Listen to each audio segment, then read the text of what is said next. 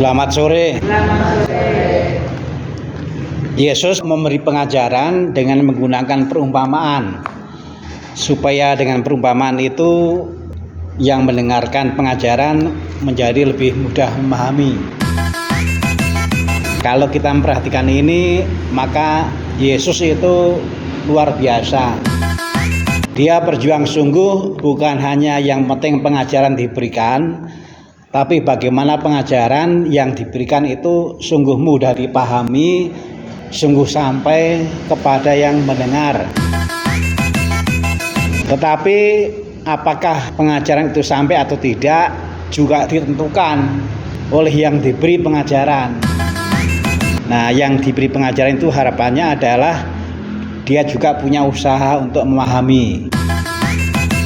Mengapa Yesus seperti itu usahanya? Berjuang sungguh supaya pengajarannya sampai. Karena pengajaran Yesus itu penting. Penting. Bukan penting untuk nambah pengetahuan lebih dalam dari itu, tetapi penting untuk hidup. Jadi pengajaran Yesus itu yang kita sadari adalah itu penting untuk hidup, sehingga hidup kita sungguh dituntun oleh pengajaran Yesus. Nah, Injil tadi berupa pengajaran Yesus mengenai kerajaan surga atau kerajaan Allah. Kerajaan surga atau kerajaan Allah adalah hidup yang dirajai, yang dipimpin oleh Allah, oleh yang surgawi. Sosok yang sempurna hidupnya itu merupakan kerajaan Allah atau kerajaan surga adalah Yesus. Maka kita harus banyak belajar mengenai sikap-sikap Yesus, karena sikap-sikap Yesus itu mencerminkan bahwa dia dipimpin oleh Allah, dirajai oleh Allah, dikuasai oleh Allah. Nah, hidup yang seperti ini, hidup yang dirajai, yang dikuasai oleh Allah, oleh yang surgawi, harus menjadi mutiara, harus menjadi sesuatu yang dibela-bela. Di Injil tadi dikisahkan ada harta terpendam di ladang, orang berusaha untuk membeli. Ada mutiara yang ditemukan, orang menjual segalanya untuk membeli. Jadi harta terpendam juga mutiara yang dibela-bela, itulah yang menjadi bahan ajaran Yesus, supaya hidup yang dirajai, hidup yang dipimpin, hidup yang dikuasai oleh Allah harus dianggap hal penting. Kita bersyukur bisa ikut macam-macam kegiatan.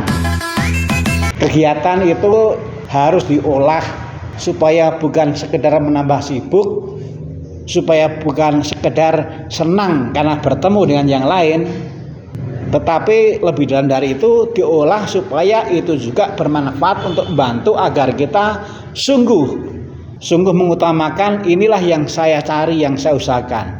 Hidup yang dikuasai, yang dipimpin, yang dirajai oleh Allah. Yang sebenarnya juga bisa membantu kita untuk ke sana, bukan hanya kegiatan. Benda-benda rohani itu sebenarnya juga bermanfaat. Seminggu sekali kita rapat bersama, berdoa bersama, yang salah satunya menggunakan patung Bunda Maria. Yang menjadi pertanyaan kan, seberapa jauh patung itu memberi inspirasi? Seberapa jauh patung itu memang kita manfaatkan supaya kita semakin dirajai oleh Allah? Karena patung itu patung Bunda Maria, dan sikap Maria itu sangat jelas. Aku ini hambamu ya Tuhan, jadilah padaku menurut kehendak-Mu. Yang terjadi di dalam hidup Maria hanyalah kehendak Tuhan. Inilah kerajaan Allah. Nah, maka mudah-mudahan kita yang setiap minggu rapat, berkumpul, berdoa dengan menggunakan patung Bunda Maria, nah, kita juga dengan itu mendapatkan kemudahan. Dan bukan hanya patung Bunda Maria. Kalau kita ada di gereja, di sana ada banyak benda rohani.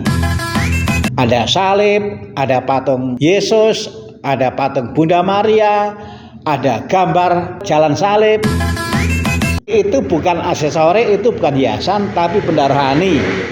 Benda untuk dimanfaatkan supaya hidup rohani kita, supaya sikap kita semakin memperlihatkan bahwa kita memang sungguh mengusahakan dirajai, dipimpin oleh Allah. Lalu yang tidak kalah penting adalah kitab suci. Kitab suci itu buku yang paling utama, yang sangat bermanfaat untuk membantu kita supaya kita seperti Yesus. Yesus adalah sosok yang sempurna, yang hidupnya sungguh-sungguh merupakan kerajaan Allah, mutiara. Mudah-mudahan kitab suci yang ada di rumah masing-masing itu juga sungguh kita manfaatkan. Sayang kalau selagi kita masih bisa membaca, kok kemampuan itu nggak digunakan untuk membaca kitab suci. Saya belum lama ngobrol dengan Teti yang baru saja hajatan. Saya ingatkan Teti, tolong anaknya yang baru saja menikah harus sering diingatkan, harus sering dimotivasi.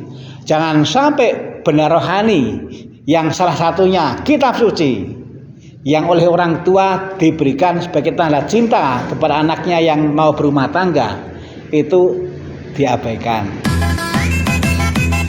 Gereja itu sebenarnya kaya. Gereja itu sebenarnya menyediakan banyak sarana supaya hidup kita semakin diresapi oleh pengajaran Yesus. Ini mutiara, ini harta terpendam, ini berharga, ini harus diusahakan betul. Hidup harus menjadi kerajaan surga. Hidup harus menjadi kerajaan Allah. Hidup harus dipimpin oleh Allah. Kalau orang itu hidupnya dipimpin oleh Allah, nggak khawatir dengan diri sendiri, nggak khawatir dengan suami, nggak khawatir dengan istri, nggak khawatir dengan anak, meskipun sedang tidak bersama. Ini mudah-mudahan juga menyemangati kita. Ini bisa menjadi bahan kerasulan kita.